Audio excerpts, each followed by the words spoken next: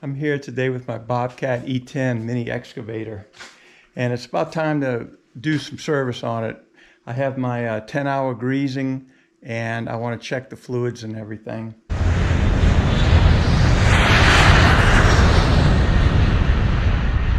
getting ready to put this machine out in the woods to do some more work on my trail system. I've been building a mountain bike and hiking trail for about 2 years now, and I want to kind of get back on that. So the machine's going to be in the woods for quite a while.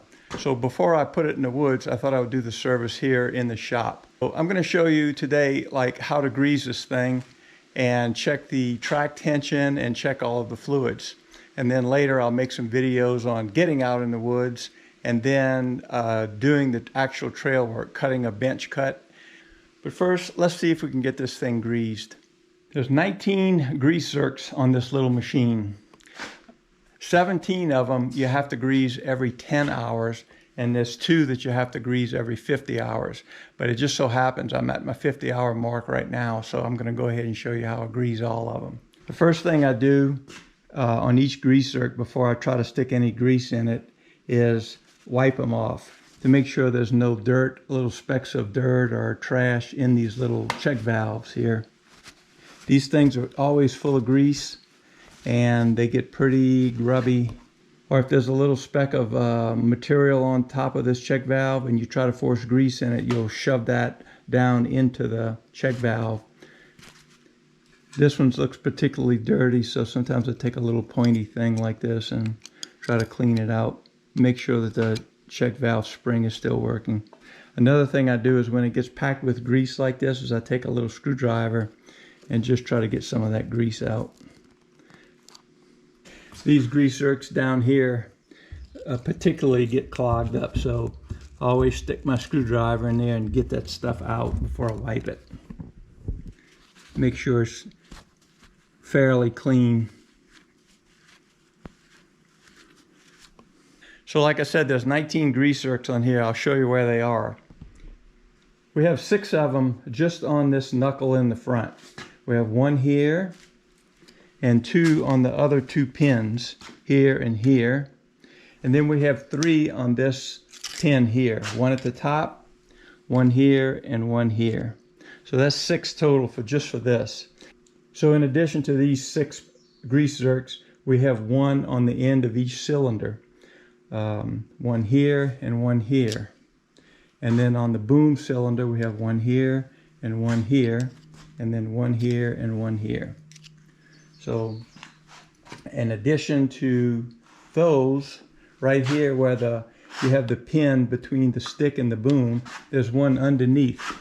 And sometimes I forget this one because it's kind of hidden, but it's way up in here.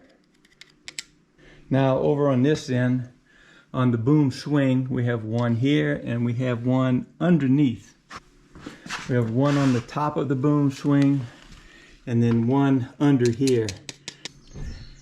These 2 are the ones that you have to grease every 50 hours, and that's to grease the carriage swing.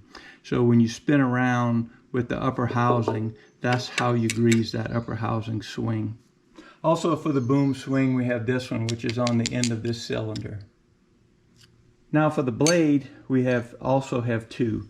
1 on each end of the cylinder that makes the blade go up and down. So there's 1 here and 1 back here.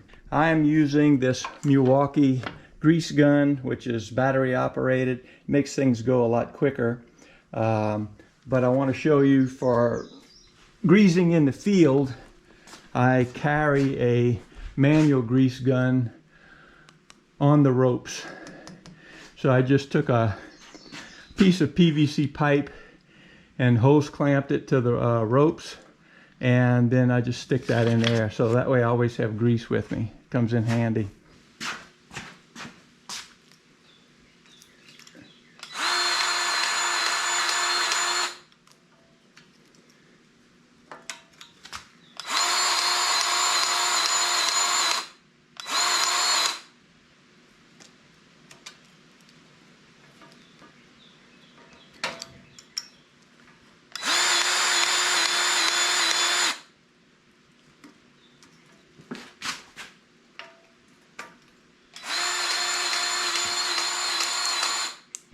I think these 6 grease zerks on the bucket are the most important because they get the most use. That bucket is constantly articulating and wearing that grease out, whereas articulating or swinging the boom, you don't do it that much, so they're not quite as important. But we want to make sure that this end of the boom is greased really well where the bucket articulates.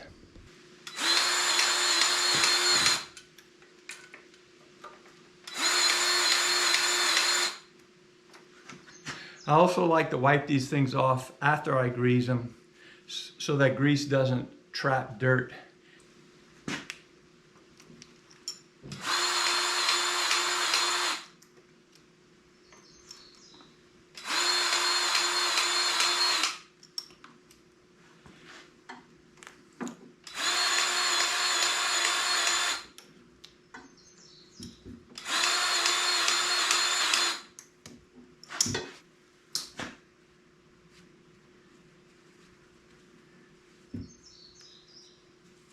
Now the way you know you have enough grease in there is while you're greasing it, watch these joints.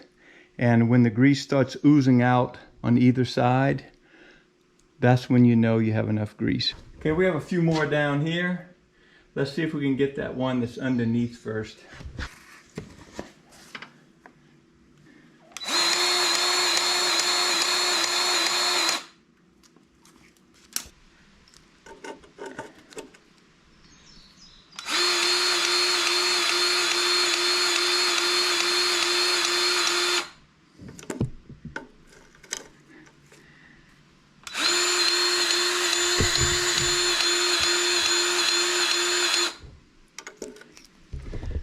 Now what you have to do on that carriage swing is you have to apply grease in one position and then swing at 180 degrees and apply grease again.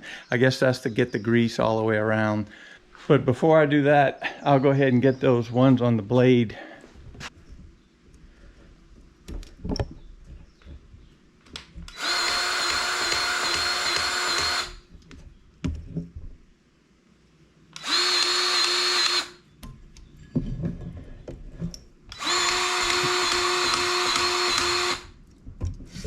All right, let's go ahead and swing this thing around.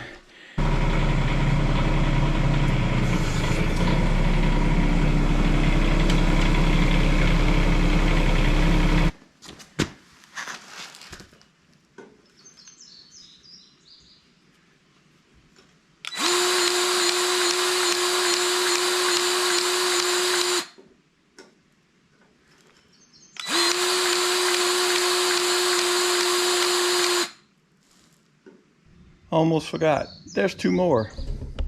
Right here where the boom meets the carriage.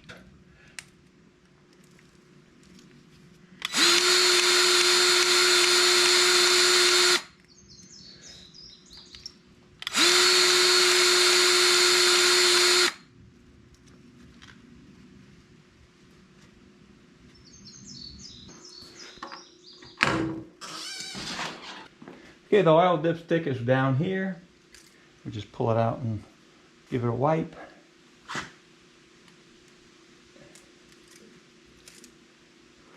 And I'm well within the marks.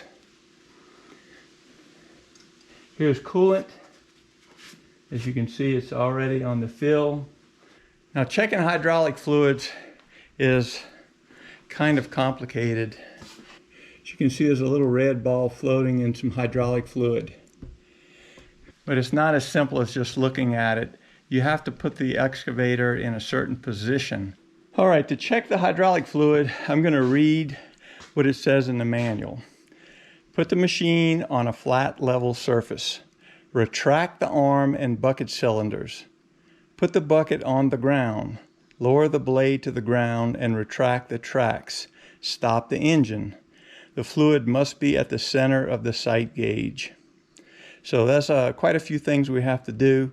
But anyway, let's go ahead and do that and we'll see where we are. If you're curious to know more about how to retract the tracks, check out my channel. I have a video just on that, retracting and expanding the tracks, and it'll go into it in more detail.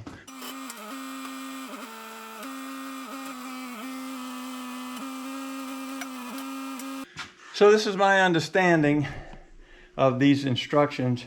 Retract the arm and bucket cylinders. So I call this the stick, I guess they call it the arm. So this cylinder has been retracted.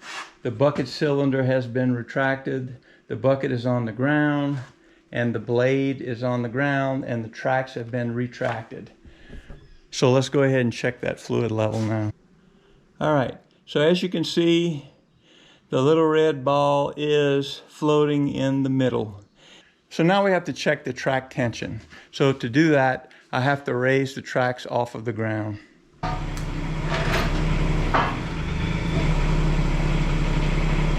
The manual says to measure the track sag at the middle track roller. The distance between the bottom of the roller and the top of the track should be 0.51 inches, so a half inch.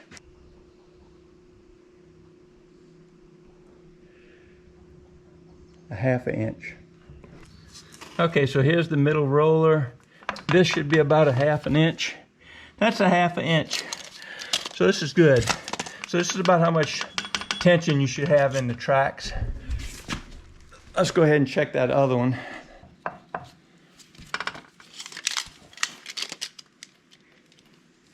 That's close enough. It's about a half an inch. I know a lot of people have trouble with track tension and throwing tracks, but I have no trouble on this machine with that. I've only thrown a track once, and it was when I was in the woods and I was up on a rock or a root or something like that, and I made a funny turn and it threw the track off. It wasn't due to not enough tension. I just put the machine in a bind and got the track off. But I've never thrown a track other than that. So next thing I'm going to do is track it out in the woods. I may make a video about how I get out to the place that I'm working in the woods. It's quite far out. I have a lot of obstacles and rocks to go over. All right, if you like this kind of thing, if you like excavators, or if you're interested in trail building, I want to invite you to watch my videos, and please give me a thumbs up. I like making these videos, and I like to hear from you guys, so if you can leave me a comment, it's much appreciated. All right, guys, I'll see you soon.